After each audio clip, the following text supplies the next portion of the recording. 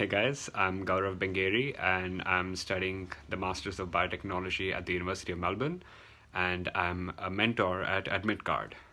So I'm supposed to give you guys tips about how to spend your time, be more productive during this lockdown, and how you could do certain activities or take part in certain courses that could probably add to your CV and definitely give you guys an edge in the future. Of course, if you are interested in getting into the biotech sphere, I'm assuming you already have the technical know-how. You have had an education so far, a good education at that, and if you're entering at an undergrad level, well, your basic science knowledge up to 12th grade level is good enough to get started. And if you're getting in at a master's level, then I'm sure your undergrad has been quite fruitful. There are certain skills, however, I have noticed amongst my friends, and even uh, I personally experienced as a challenge when I got into the master's course, is the need to communicate effectively orally as well as in written form. And there are certainly quite a few things you can do to improve at this. So, if English is not a first language, that's okay. You can always work on it, and you don't need to read books, you don't need to read giant novels to improve at it. Best, you can just go open a news site, an English news site, read an article or two, or just go to a online magazine site and read articles there. If you want to be more if you want to make it one step better, then you could probably read with purpose.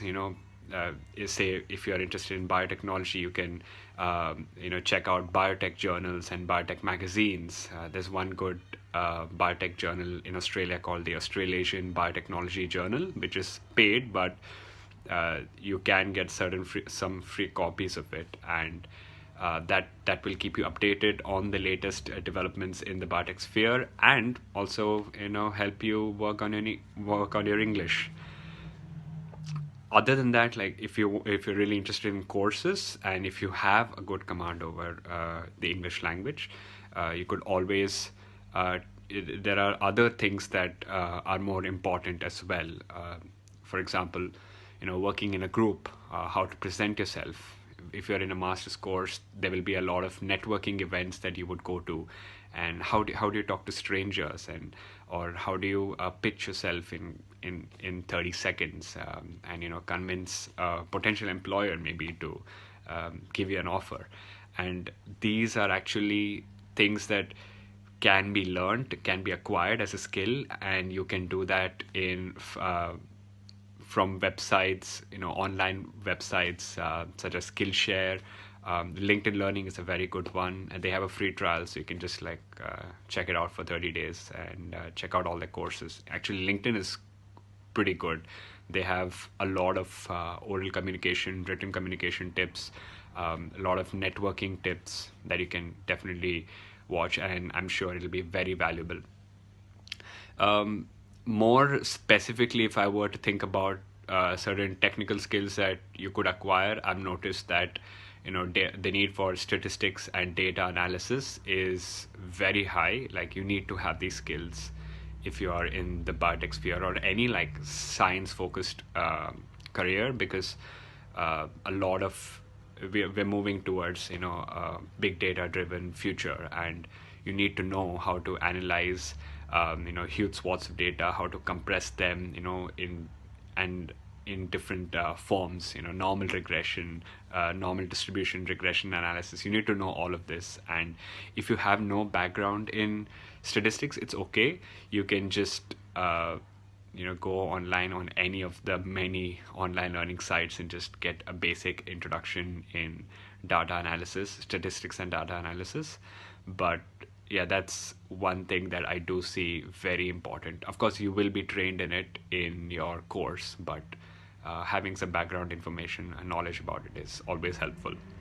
Another thing I have noticed amongst my friends is that everyone's learning Python for some reason. Like, Python is very, very popular right now. It does teach you how to think logically, and it's also a very easy coding language. I've heard it's not very difficult. I personally have kept it on hold, but I'm planning to learn it in the near future. There are quite a few online courses that you can learn. That you can watch. Most of them are paid. There are a few free ones. Just if you can just Google like Python free course, then you will get quite a few of them. Plus, I have downloaded a Coursera course, and it was not. I think it was around $1,000 when I thousand rupees when I downloaded it. But if you look for an offer, then you can find it for free or like much cheaper. So these two, I would definitely recommend that you have a look, because they will help you. If these skills are mentioned in a CV, they will help your chances at employment in the biotech sphere.